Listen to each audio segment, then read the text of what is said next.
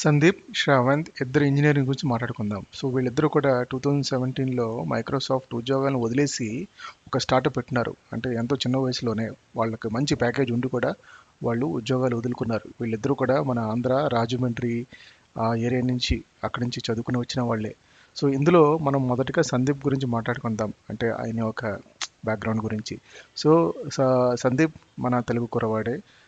తను ఏంటంటే చిన్నప్పటి నుంచి తనకి డిస్లెక్సియా అనే ఒక డిసార్డర్ ఉండేది. అంటే ఏంటంటే చదవడం, రాయడం, అక్షరాలు గుర్తుంచుకుపోవడం ఇటువంటి ఒక డిసార్డర్ ఉండేది. ఫిఫ్త్ సిక్స్త్ స్టాండర్డ్ వరకు అన్ని క్లాసులో ఫెయిల్ అయ్యేవాడు.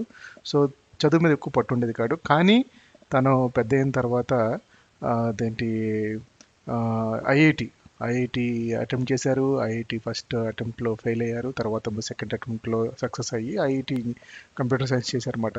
అంటే ఇంకొక వ్యక్తి పేరు ఏంటంటే శ్రావంత్. సో శ్రావంత్ ఏంటంటే అదేంటి వాళ్ళ తల్లిదండ్రులు ఒక ఎల్ఐసి ఉద్యోగస్తులు. వాళ్ళు కూడా ఆంధ్రానే. కానీ సో శ్రవంత్ ఏంటంటే అదేంటి ఇంజనీరింగ్ చేసిన తర్వాత యుఎస్ వెళ్ళిపోయాడు ఎంఎస్ చేయడానికి. ఎంఎస్ అక్కడ చేసుకుంటూ అక్కడ ఉద్యోగం చేసుకుని అక్కడి నుంచి మళ్ళీ ఏదో స్టార్టప్ పెట్టుకుందామని ఎంఎస్ అంటే యుఎస్లో ఉద్యోగం చేసుకుని ఉంటుంటేనే అక్కడ ఉద్యోగం రిజైన్ చేసి ఇక్కడికి వచ్చేసారనమాట.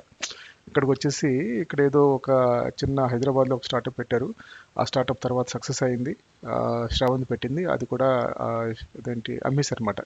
సో ఆ స్టార్టప్ అదొక 200 ఎంప్లాయీస్ స్టార్టప్ అనమాట. అది అమ్మేశారు. అది ఆ డబ్బుతోటి హైదరాబాద్లో ఐఎస్బిలో ఎంబీఏ చేశారు శ్రావంత్. ఆ తర్వాత ఏం చేశారంటే అక్కడి నుంచి తను కూడా ఐఎస్బి చేసిన తర్వాత మైక్రోసాఫ్ట్లో జాయిన్ అయ్యారు. సో మైక్రోసాఫ్ట్లో జాయిన్ అయిన 2014లో అటు సందీప్ ఇటు శ్రావంత్ 2014లో మైక్రోసాఫ్ట్లో ఉన్నప్పుడు 2014లో ఇద్దరు కలిసారనమాట. అక్కడ ఒక ఫ్రెషర్ హైరింగ్ అని ఒక మీటింగ్ ఉంటే మైక్రోసాఫ్ట్లో. సో అక్కడే వీళ్ళిద్దరు కలుసుకోవడం అలా ఫ్రెండ్స్గా ఉన్నప్పుడు 2015లో వీళ్ళు ఒకసారి గోవా వెళ్ళారనమాట. గోవా వెళ్తున్నప్పుడు ఇద్దరికి అప్పటికే స్టార్టప్లు చేసి క్లోజ్ చేయడం, స్టార్టప్లు చేసి అమ్మేయడం కూడా చిన్న చిన్న ఎక్స్పీరియన్స్లు ఉన్నాయి. ఓకే ఓకే సో 2014లో వీళ్ళు గోవా వెళ్తున్నప్పుడు అక్కడ ఏం చేశారంటే ఒక పెద్ద పెద్ద మన ఈ హైవే పక్కన పెద్ద పెద్ద హోర్డింగ్స్ ఉంటాయి కదా. ఆ హోర్డింగ్స్ ఉంటే ఆ హోర్డింగ్స్ కొన్ని చిరిగిపోయినాయి హోర్డింగ్స్ ఉన్నాయన్నమాట. డ్యామేజ్ అయిన హోర్డింగ్స్. అవన్నీ చూసి వీళ్ళకి ఒక ఐడియా తట్టిందనమాట.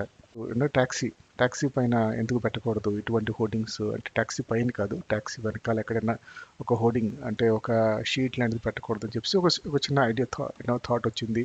దాన్ని వాళ్ళు లేటర్గా ఒక స్క్రీన్స్ కింద ఇంప్రూవ్మెంట్ చేశారు. సో ఆ కంపెనీ ఆ స్టార్టప్ కంపెనీ పేరే యాడ్ ఆన్ మో అనే కంపెనీ పేరు